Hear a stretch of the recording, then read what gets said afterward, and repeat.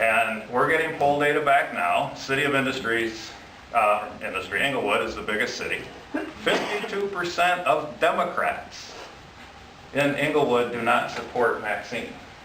We're finding 45 to 49% across the district don't support her. We only need 20 to 25 to beat her. And this woman is not Charlie Rangel. She really isn't.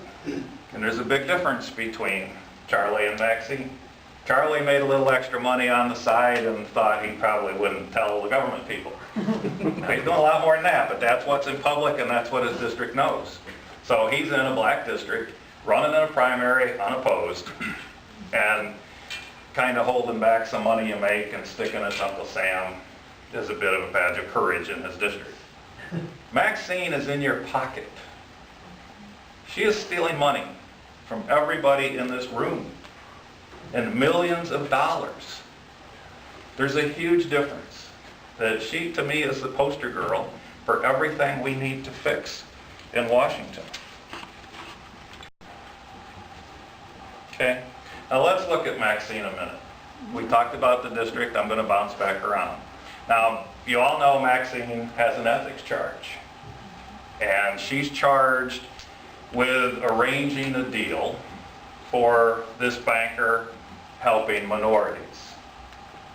And she says, oh, I didn't benefit, no harm, no pain, no gain. Are you kidding me? This is absurd beyond the pale. And you really want to ask yourself, where are the Republicans in this deal? Because what we're talking about is they tell us that One United Bank is there to help minorities, and we were just trying to save the bank for minorities. Well, how hard would it be for somebody in the RNC to go see if the bank's actually helping minorities? Well, we can't find a single minority loan in the bank. In fact, we can only find 9 loans in the bank.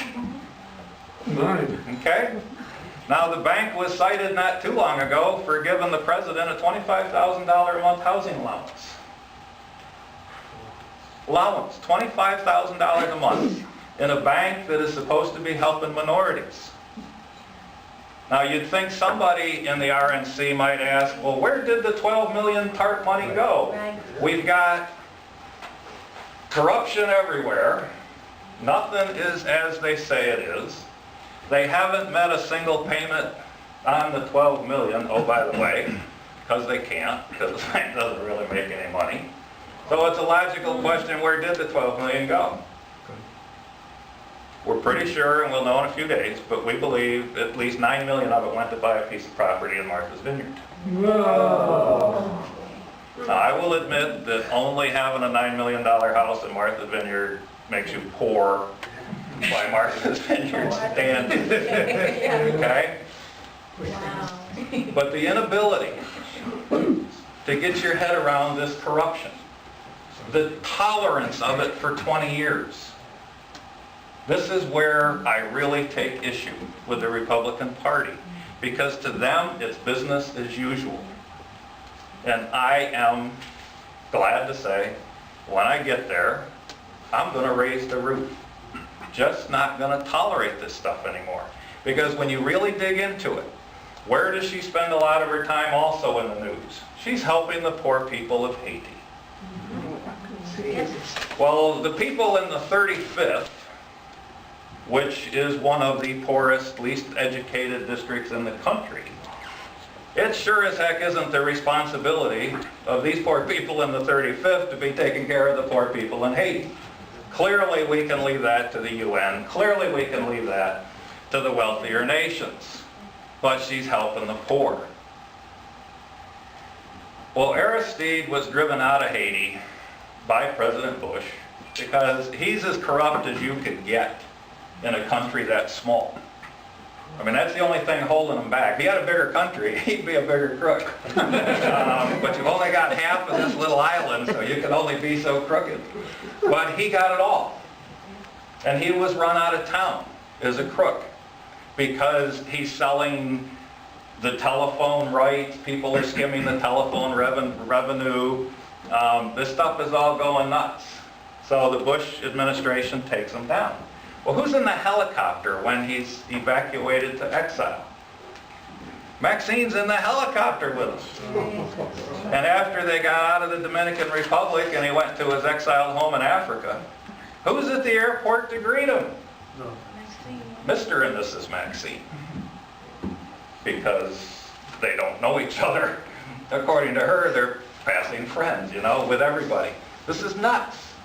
This is absolutely nuts. And when you dig into what's going on, we believe we have uncovered that Goldman Sachs owns the mineral rights to Haiti. And you wonder why the people are poor. And now you come back to Charlie Rangel, and you see Charlie supposedly sitting on his lounge in the Dominican Republic. Anybody know where the Dominican Republic is? Yeah, the other half of the island Haiti's on. So you've got Haiti over here like Hell's Kitchen, in the Dominican Republic, where you get robbed less and there's fewer voodoo problems. And you wonder why they're poor. But this is nuts, folks. And we've got a white paper coming out that's pretty fantastic. But when you see what goes on with your money in government, when you see the waste, when you see the corruption, your blood is going to boil. Because we sit here and get destroyed because we argue about the cost of welfare.